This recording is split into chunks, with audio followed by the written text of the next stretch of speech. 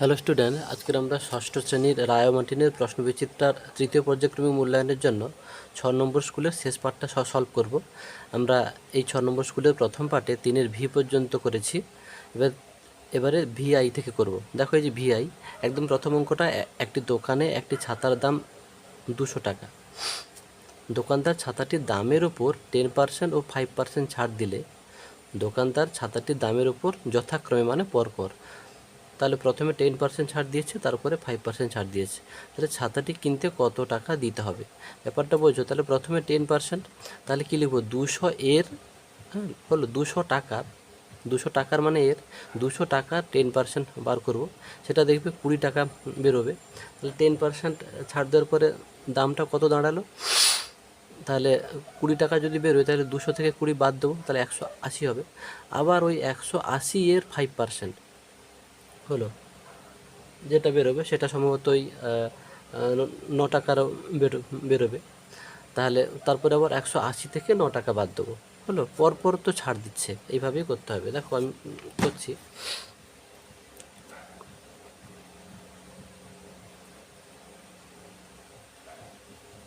ছাতাটির দাম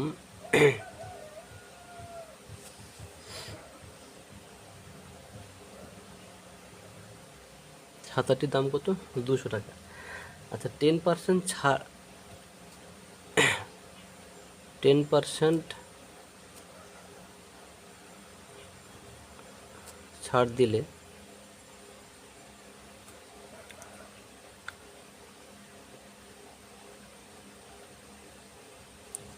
ছাড়ের পরিমাণ দাঁড়াবে, ছাড়ের পরিমাণ কত হবে, কার 10%, এইটার, তাহলে 200 এর 10%, 200 টাকা 10% সমান কত, 200 গুণিত 10/100, এই দুটো শূন্য দুটো শূন্য, তাহলে 10 দিয়ে 20 টাকা। ওকে, তাহলে এখন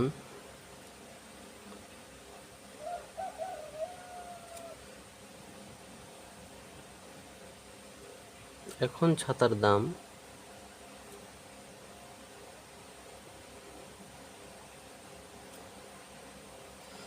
ছাতার দাম দাঁড়াচ্ছে কত, 200, তাহলে 20 টাকা তো ছাড় দিয়েছে, ছাড় মানে বিয়োগ, হ্যাঁ, 20 সমান কত, 180 টাকা, চলো। আবার কি বলছে, 5% ছাড়, তাহলে আবার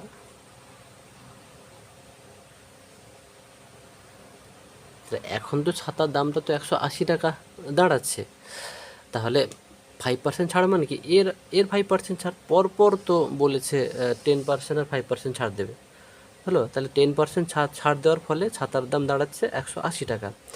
আবার 5%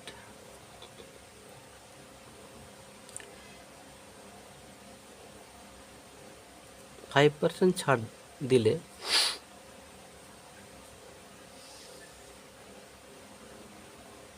ছাড়ের পরিমাণ কত হবে, কার 5%, এইটার, তাই না? কেন, এখন দাম তো 180 টাকা, তাহলে 180 এর 5%।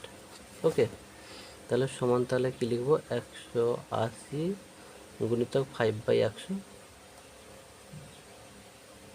5 2 10, 2 9 18, 9 টাকা। ওকে, অতএব এখন মানে এই যে 5% ছাড় দেওয়ার পরে আর কি, তাহলে এই টাকাটা তো বিয়োগ হবে 180 থেকে।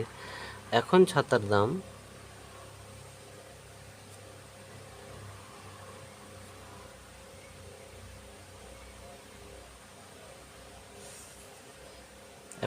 দাঁড়াচ্ছে কত, তাহলে 180 বিয়োগ 9 সমান 171 টাকা। ওকে, তাহলে অতএব ছাতাটি কিনতে তোমাকে মানে আমাকে লিখবে, অতএব ছাতাটি কিনতে আমাকে 171 টাকা দিতে হবে। তাহলে অতএব লিখবে, যেহেতু বড় প্রশ্ন, অতএব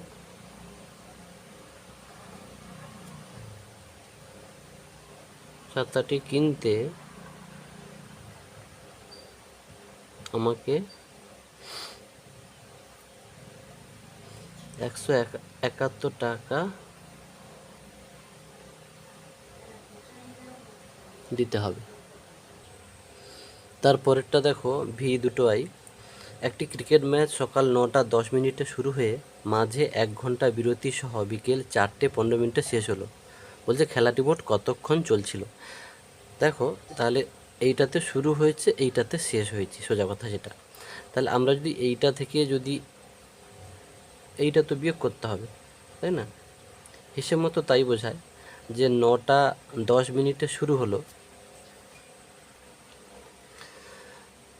তো তোমরা তাহলে বিষয়টাকে একটু ভালো করে মাথায় রাখবে। দেখো যে 4টে যে বেজেছে নাকি, নিশ্চয়ই 12টার পরে, তাই না? 12টার পরে তো 1 2 3 4, হিসেব মতো তো এটাই বড় এটাই ছোট। তো তোমরা বিয়োগ করার সময় কিন্তু যেহেতু এই 4টে 15কে আমরা কি লিখতে পারি, 12 13 14 15 16, 16টা 15 লিখতে পারি, তাই না? তার কারণ দেখো 9টা 10টা 11টা 12টা, তারপর কি 13 14 এরকম হওয়ার কথা, যেহেতু আবার 1 2 3 থেকে করে শুরু হয়েছে, তার জন্য তোমরা এর সঙ্গে 12 যোগ করে দেবে। হলো, এর সঙ্গে 12 যোগ করে দেবে, তারপরে বিয়োগ করব। দেখো তাহলে আমরা যেটা তোমাদেরকে বোঝাতে চাইলাম, তাহলে এইটা থেকে এইটা বিয়োগ করব, যে সময়টা থাকবে, আর এই 1 ঘন্টাও তো খেলা হয়নি, এটাও বিয়োগ করে দেবো। তাহলে খেলাটি মোট কতক্ষণ হয়েছিল ওইটাই, মানে এটা থেকে এইটা বিয়োগ করব, যেটা হবে তার থেকে এবার এটা বিয়োগ করবো। হলো, কিন্তু এই যে বললাম এর সঙ্গে কিন্তু 12 যোগ করবে। আমরা তাহলে লিখতে পারি কি, ধরো যে 4টা 15 মিনিট সমান কি লিখতে পারি, 16টা 15 মিনিট। ওকে, এটা নিশ্চয়ই বুঝতে পারছো। তাহলে 4টে 15 মিনিট সমান 16টা 15 মিনিট। কেন, 12টার পরে তো 4 ঘর মানে কি 16, মানে 4 ঘর যাওয়া মানে 16 হওয়ার কথা, আর আমরা 12টার পরে 4 ঘর গেলে 4টে বলি, তাই না? তো এবারে দেখো, অতএব খেলাটি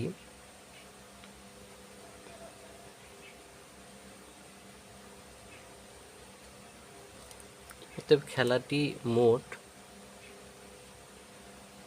চলছিল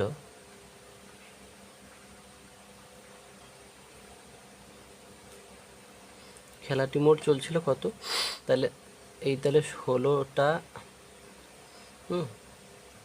16টা মানে কি 16 ঘন্টা, তাই তো? 16 ঘন্টা 15 মিনিট থেকে আমরা কি ওই দুটো বিয়োগ করে দেবো, তাই না? 9টা 10,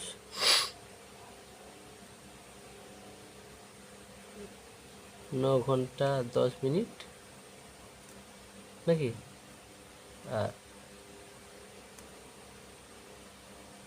আচ্ছা এর সঙ্গে তাহলে 1 ঘন্টা যোগ করে দিই নাকি গো, তা দিয়ে বন্ধনী দিয়ে দাও, দেখো কত সুন্দর লাগবে। তার মানে কি এই 16 ঘন্টা 15 মিনিট থেকে ওই দুটোই তো বিয়োগ বিয়োগ বিয়োগ করছি, তাই না? ব্যাস, এবারে দেখো এটা তাহলে কী হবে, 16 ঘন্টা 15 মিনিট মাইনাস এটা কী হবে,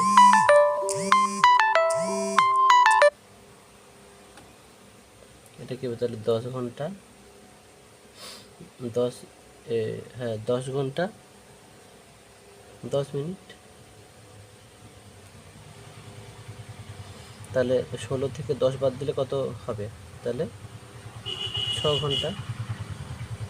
15 থেকে 10 বাদ দিলে 5 মিনিট। হলো, এরকম করলে কিন্তু অঙ্কটা অনেক সহজ হবে। ব্যাপারটা বুঝলে তো? এই 16 ঘন্টা 15 মিনিট থেকে তাহলে কি 9 ঘন্টা 15 মিনিট, 9 ঘন্টা 10 মিনিট বিয়োগ করবো, সঙ্গে আবার তো 1 ঘন্টা তো খেলা হয়নি, সেটাও তো বিয়োগ করে দিতে হবে। এই দুটোকে একটা বন্ধনীর ভিতরে ঢুকিয়ে দিলাম, ঢুকিয়ে দিয়ে একসঙ্গে এইটা থেকে এই পুরোটা বিয়োগ করলাম। তোমাদের যদি মনে হয় যে না প্রথমে এইটা থেকে এইটা বিয়োগ করব, তারপরে আবার 1 বিয়োগ করব, সেটাও একই উত্তর হবে। হলো, সেটাও করবে, ফুল নম্বর দেবে।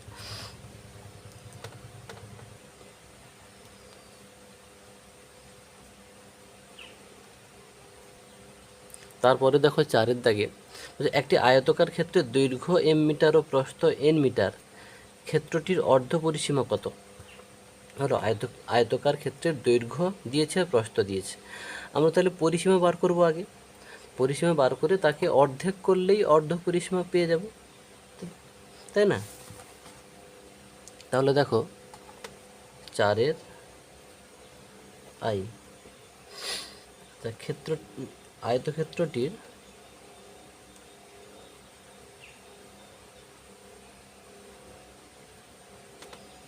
পরিসীমা বার করি। আয়তক্ষেত্রটির পরিসীমা কত? 2 ইন্টু দৈর্ঘ্য যুক্ত প্রস্থ, এখানে দৈর্ঘ্য এম প্রস্থ এন, এটা এখন অতএব বা লেখো অতএব আয়তক্ষেত্রটির অর্ধ পরিসীমা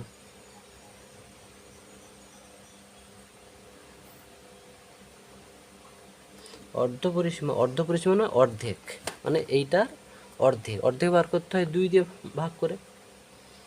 যে কোনো কিছুর অর্ধেক বার করবে তোমরা 2 দিয়ে ভাগ করে। 2 কেটে গেল নাকি, তাহলে কি হবে? M plus N metre. Okay, তাহলে আশা করি তোমাদের এই অঙ্কটাও ক্লিয়ার হয়ে গেছে। হ্যালো, তারপরে দেখো 4 দুটো আই হলো, 4 দুটো আই কী আছে? পি সমান দিয়েছে, কিউ সমান দিয়েছে, এইটার মান বার করতে বলছে। হলো, তো P Q minus P by Q, P Q minus P by Q, P Q minus P by Q, এটা পি। ওকে, একটু মিস্টে পি। আচ্ছা, পির মানটা কত দিয়েছে গো? -2, তাহলে পির জায়গায় -2 বসালে। এই মাঝখানে কোনো চিহ্ন নেই, মানে কি ইন্টু। কিউর মানটা কত? কিউর মানটা 2 মাইনাস, তার পির মান কত? -2, আর কিউর মান হচ্ছে 2। দেখো এখানে 2 কেটে যাবে, এটা কত হবে? -4 হবে। আর এটা দেখো মাইনাসে মাইনাসে প্লাস, কিছু নিয়ে মানে 1 হলো, তাহলে এটা কত হবে? -3 হবে। ওকে, তারপরের প্রশ্নটা দেখো, বলছে মুক্তির বয়স পি বছর, ডেভিডের বয়স মুক্তির বয়সের 3 গুণ। তাহলে ডেভিডের বয়স কত? মুক্তির এই যে বয়স এর 3 গুণ, মানে এর সঙ্গে 3 গুণ হবে, তাহলে 3p হবে। আচ্ছা, 3 গুণ অপেক্ষা 3 বছর বেশি, মানে আবার যুক্ত 3 হবে। হলো, 3 বছর পর দুজনের মোট বয়স কত হবে? আচ্ছা, তাহলে প্রথমে মুক্তির বয়স পি বছর হলো, লেখো ধীরে ধীরে। এই অঙ্কগুলো কিন্তু খুব সহজ, যদি একটু ধীরে ধীরে করতে পারো। আবার অনেকে এই জাতীয় অঙ্কগুলো প্রচুর ভুল করে। আচ্ছা, মুক্তির বয়স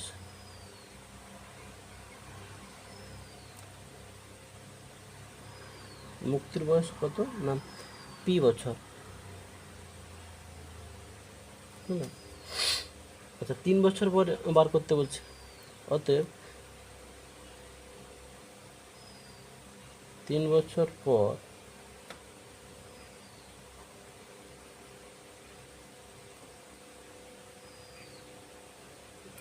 পর মুক্তির বয়স কত হবে? 3 বাড়বে, মানে পি প্লাস 3 বছর। ওকে, আবার তুমি ডেভিডের বয়স বার করো। ডেভিডের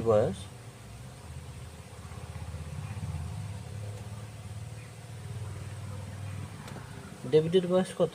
বলছে মুক্তির বয়সের 3 গুণ, মানে মুক্তির বয়স পি, তার 3 গুণ, পাশে 3 লিখে দেওয়া, মানে কি 3 গুণ করে দেওয়া হলো, পি বছর হলো। অতএব 3 বছর পর ডেভিডের বয়স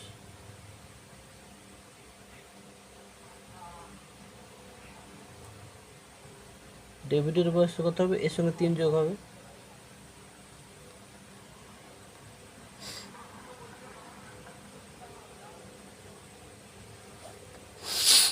ওকে। এবার বলছে 3 বছর পরে দুজনের মোট বয়স কত? তাহলে 3 বছর পরে ডেভিডের বয়স এইটা, মুক্তির বয়স এটা, এই দুটোকে যোগ করে দেবে নাকি। অতএব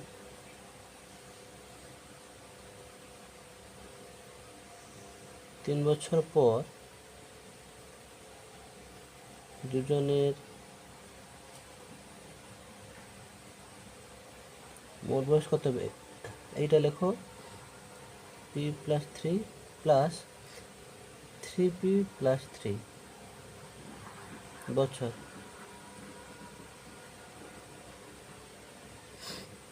three P R four P,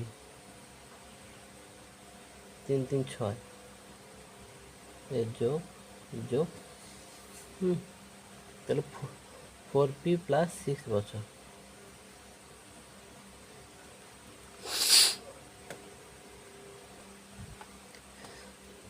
আচ্ছা, প্রশ্নে একটু মিস্টেক দেখো, বলেছে ডেভিডের বয়স মুক্তির বয়স, এই যে পি, মুক্তির বয়সটা তো পি, তার 3 গুণ অপেক্ষা 3 বেশি, বুঝতে পারছো তো?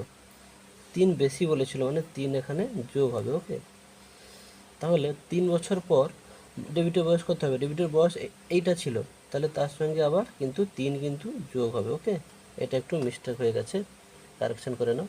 তাহলে এইটা লিখেছি আর এইটা তোমরা যোগ করো, মানে এখানে একটা 3 হবে, মানে এইটা হবে আমাদের তাহলে 9। ওকে, আমি আবার বুঝিয়ে দিচ্ছি।